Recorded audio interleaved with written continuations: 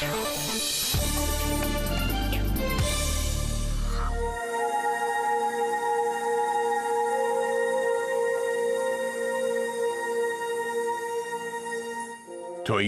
is going where the Japanese automaker has never gone before. It's bringing out a futuristic little crossover, the Coupe High Rider, or CHR. Just like the Prius hybrid, the small SUV is based on Toyota's new global architecture platform, or TNGA for short. Though CHR's roots are to be found in Japan, the model is assembled in Turkey. The vehicle was designed entirely with the European market in mind. Its design is intended to polarize and create a trend-setting style in the highly competitive crossover segment, as our car tester Emmanuel Schaefer explains. Toyota hopes the CHR will help it position itself in the crossover segment. That makes sense, as most car makers have such models. He thinks the car looks very futuristic. The rear lights, in particular, remind him of the Honda Civic. Both look like they've rolled straight out of a sci-fi film. So he says, "Beam me up, CHR." CHR, beam mich rein.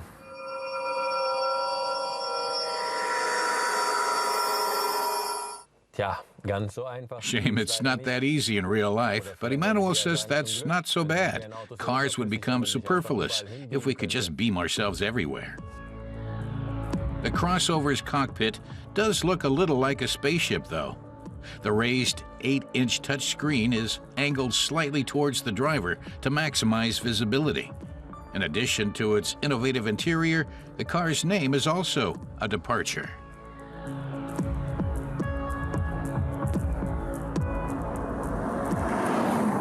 Emmanuel says many brands' vehicles all have similar names. That's certainly the case with Toyota. Think of Aurus, Avensis, Aygo, and the like.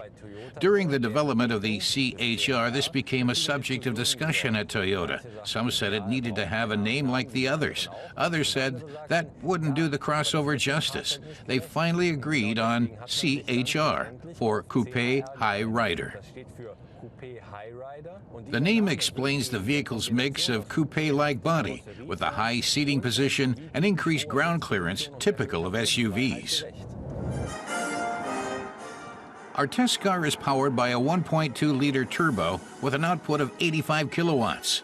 The CHR is the first car Toyota has fitted with its intelligent manual transmission. When downshifting, the system automatically increases RPM to ensure a smooth gear change. The system also makes for smooth starts, which reduces the risk of stalling. That's especially helpful for beginner drivers.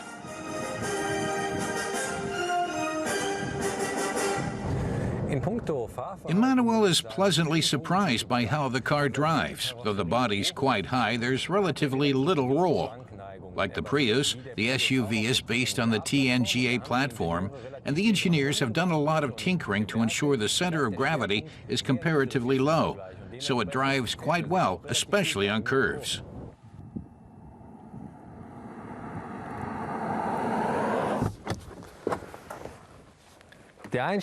Emmanuel says the CHR has a base price of just under 22,000 euros, and it wouldn't be a Toyota if it wasn't available as a hybrid too. And it's this version that's most important in Toyota's eyes. They expect 70% of all CHRs sold will have hybrid drive.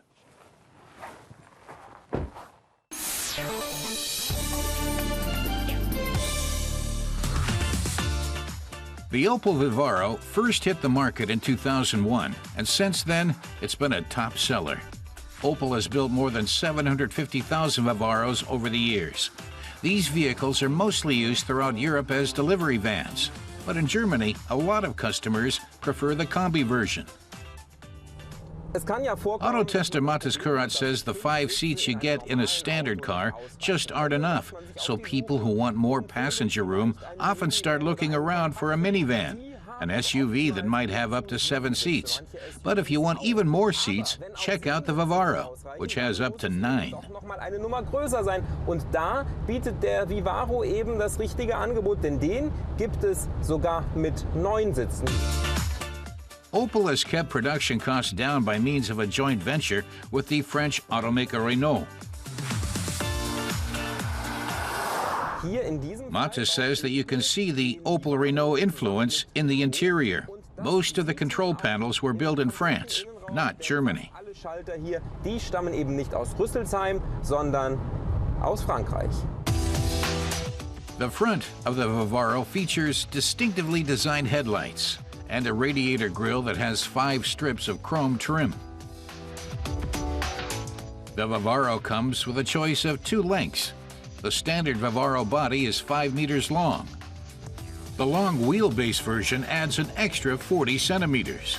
Other options include an extra sliding door on the driver's side, and in the back, a tailgate instead of the standard swing doors. The Vivaro's interior is functional and sturdy, and the surfaces are easy to keep clean. A 7-inch digital HD touchscreen provides the infotainment system. The 9-seat Vivaro is understandably popular with big families. There's lots of legroom. Opel also says the second and third row of seats are easy to add or remove as needed. Mattes says that the brochure that came with the car explains how to remove the seats. It says you don't need tools, but he's still wondering if it's as easy as Opel makes out. First, he has to flip the lever here so he can go into the back. The panel underneath comes away easily. Now he can see 2 levers, which he suspects are what you need for removing the rear seats. So that's one. Now he climbs inside. Then he has to do the same thing with the other lever. That should have released the seat. So how do we do this? Maybe give it a pull. Yeah, you can see that it's lifting up now.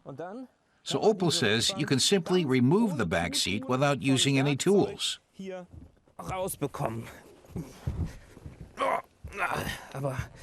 Well, he can't do it without tools. In fact, he thinks he'd need a crane. The same goes for the seat right at the back, although you could just fold that one down if you want. Yeah, that was easy. The Opel Vivaro's 1.6-liter twin-turbo diesel engine has an output of 107 kilowatts and a maximum torque of 340 newton-meters at 1,750 revs per minute. The vehicle we tested is priced at just under 40,000 euros in Germany. The Vivaro boasts lots of storage capacity.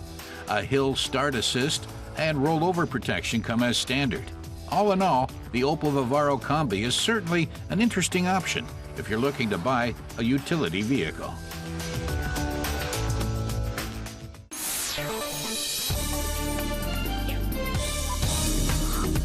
All-wheel drive specialist Suzuki has brought out a brand new version of the Ignis, which it stopped building in 2008. Measuring 3.7 meters in length, the new micro SUV is a shade larger than the Kai cars, which qualify for tax breaks in Japan. Providing 66 kilowatts of power, the Ignis comes with a choice of front or all-wheel drive. Prices in Germany start at 11,900 euros. Volvo's new S90 Excellence is a top luxury version of its popular sedan. It's been developed specially for the Chinese market. The front passenger seat has been replaced by a lounge console designed to allow passengers on board the chauffeur-driven vehicle to relax or work more effectively. The S90 Excellence is due to go into production next year at Volvo's Daqing plant in China, from where it will be exported worldwide.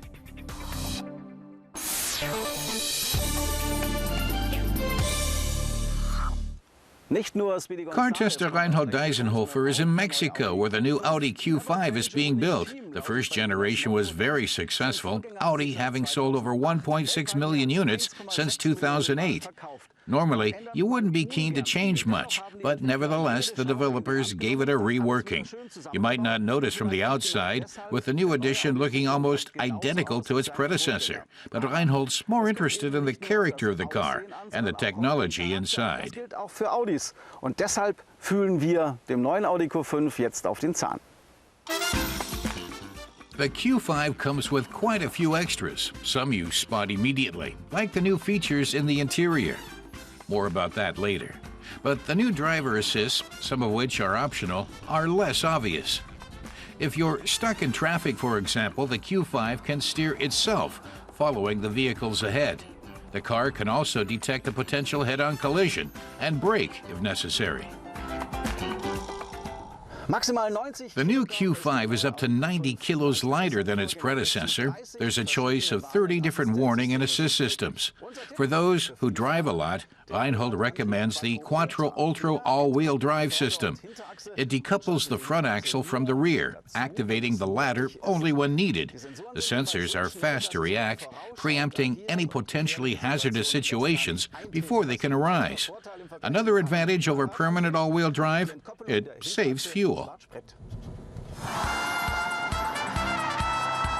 In Germany, the Q5 comes with a choice of 1 gasoline and 3 diesel engines. We're testing the most powerful diesel, a 2-liter unit with 140 kilowatts. It accelerates from 0 to 100 kilometers per hour in 7.8 seconds and has a top speed of 218. Our version, with the top equipment line, sells in Germany from just over 48,000 euros.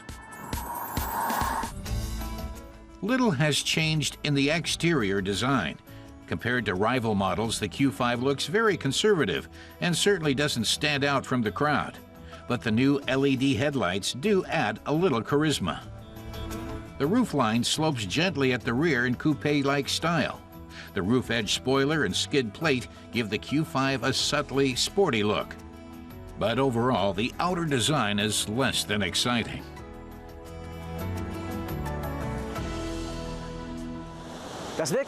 What's really new, says Reinhold, is the air suspension, something that only Daimler offers in this class otherwise.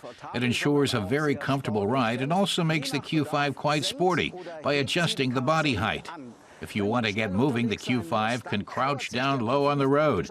But if you go off-road, it gives you a lot more ground clearance. It costs an additional 2,000 euros, 1,000 less than Daimler's equivalent. The Audi Drive Select feature adjusts the ground clearance to driving conditions. In all-road mode, that's 2.5 centimeters above the normal level. Lift off-road mode offers a further 2 centimeters for negotiating especially uneven terrain.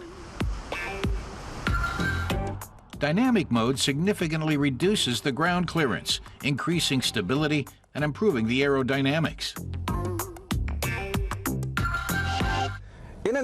Reinhold says inside the cabin, the new Audi Q5 has once again set standards in workmanship. It finally includes Audi's virtual cockpit with a 12.3-inch display. It can be set up as you want. There's no touchscreen, but you do have a touchpad on the center console. That at least has the advantage that you don't leave any greasy finger marks on the screen of your GPS, an important detail to many design-oriented Audi customers.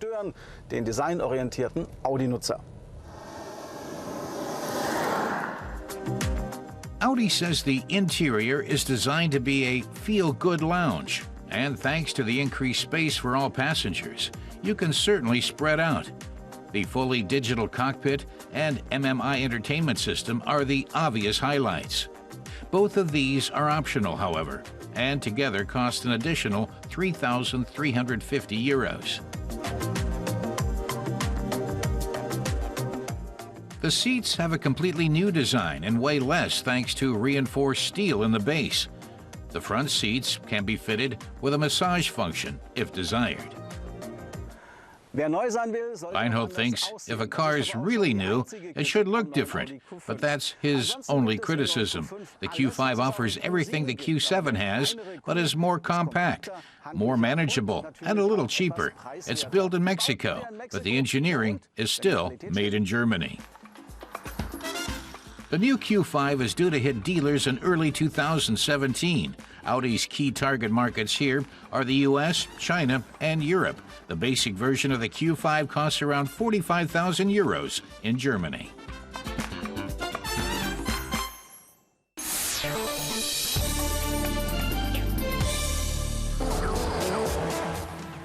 "20 SEAT Eurocup racers with young up-and-coming drivers, racing bumper to bumper.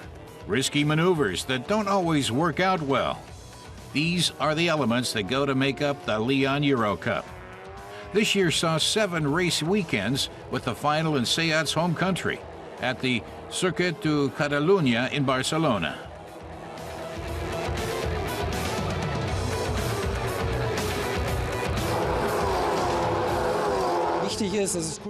SEAT's Matthias Rabe says this is primarily an event for customers. These cars are very desirable, but also relatively affordable, making motorsport more accessible. SEAT has sold over 180 Cup racers, not just for the Eurocup, but also for the TCR series, where the car is leading.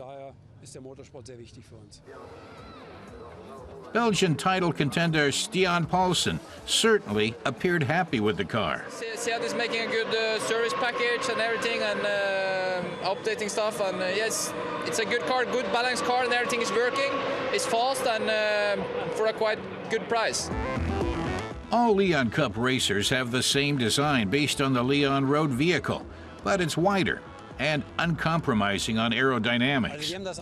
SEAT introduced 3 main changes for 2016. Firstly, improved aerodynamics, which has made the car considerably faster overall and improved the downforce. The car is also more robust in 2 ways. There's major improvements to the cooling, improving performance when you're driving in the slipstream of another vehicle. And secondly, the car is more robust mechanically. So those are the 3 areas: top speed, cooling, and more robust mechanics, making the car considerably faster and more durable.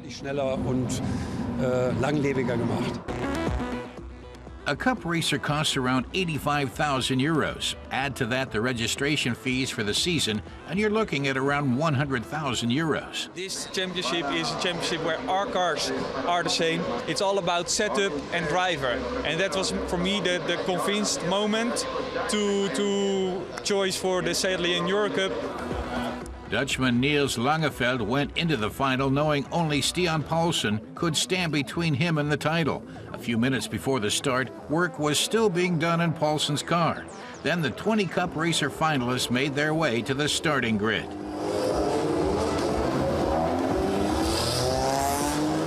I'm 20 points behind, and it's 25 for win, so I have to win, and Niels have to get like 8 or 9 or 10 position. So yeah, for sure it's still open. Nothing is finished before the checkered flag of the next race.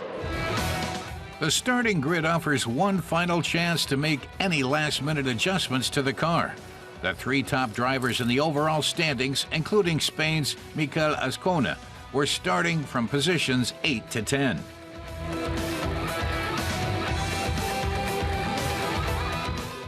The race was aggressive right from the start, with each driver vying for position. On the first bend, disaster struck. Both Paulsen and Langeveld were forced off the track, but the Dutchman was able to get back into the race. Langeveld managed to work his way forward to 5th place.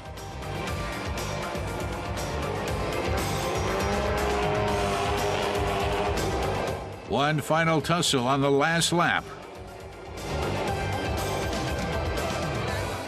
Spain's Mikel Azcona emerged the winner from that, securing 1st place in Barcelona.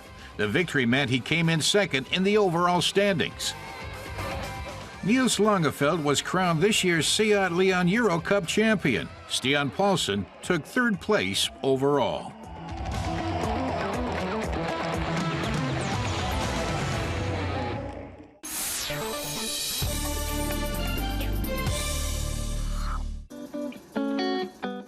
Traveling in style in a car fit for a queen. Ah yes, a vintage Rolls-Royce. The name alone conjures up pomp and pageantry. And the exterior of this British vehicle has something regal about it. So it's little wonder that Manfred Buschel's 1962 Silver Cloud 3 turns heads wherever they go. Manfred tells us that when people see the car, they stop and stare, more than if he were driving a VW Beetle. People are happy to see it, and that's nice. He thinks it's great.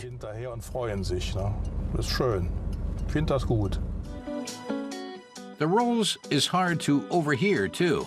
With its 8-cylinder, 200-horsepower engine, the Silver Cloud 3 has a top speed of 180 kilometers an hour. But Manfred has never pushed his car to the limit because his Silver Cloud is strictly a pleasure vehicle. It was built in 1962 and then shipped to the U.S. Half a year later, it was registered in California. Later, the car returned to Europe. Manfred purchased it in the Netherlands in the year 2000.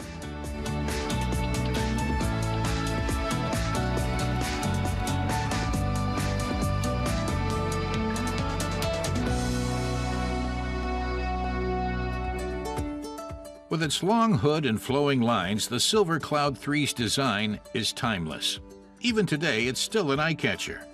It's also over 5 meters long because it was made for people who could afford a chauffeur.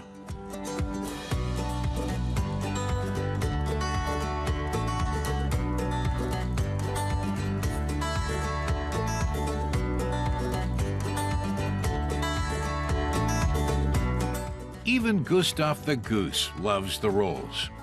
It's hard to believe that Manfred originally planned to buy another brand of car. He says he intended to purchase a Porsche and went with his wife to the Porsche dealership. He was really excited because owning a Porsche had been his childhood dream.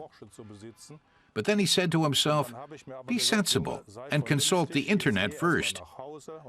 There he found a table which listed car brands in alphabetical order. Not far under P for Porsche, he saw R for Rolls-Royce. And this is what's come of it. This is his Porsche, he jokes.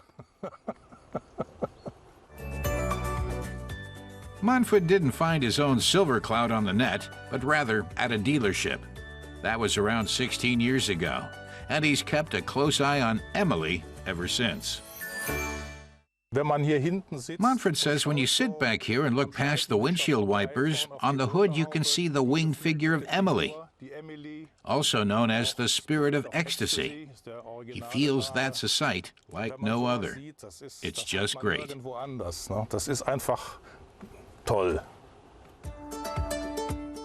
Manfred Buschel is also happy to share that experience with others. And for really special occasions, he has something stowed away in the trunk, a red carpet. That's enough to make anyone feel like a VIP. Little details like this give the car a character all of its own. One trip really stands out in Manfred's mind.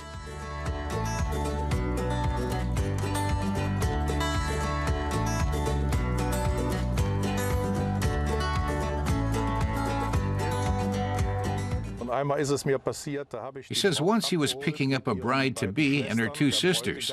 The groom was already at the church waiting for his bride when one of the sisters started crying. The tears were flowing, and she said, "I haven't got a tissue. My makeup will be ruined." By chance, Manfred had some Kleenex in the glove compartment, so he handed her one. And she replied, "Oh, you're a real professional." He says driving wedding parties is just nice and fun.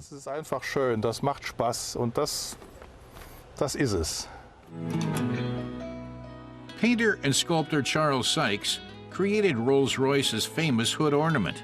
He was commissioned to create a figure that would complement the elegant appearance of the brand's cars.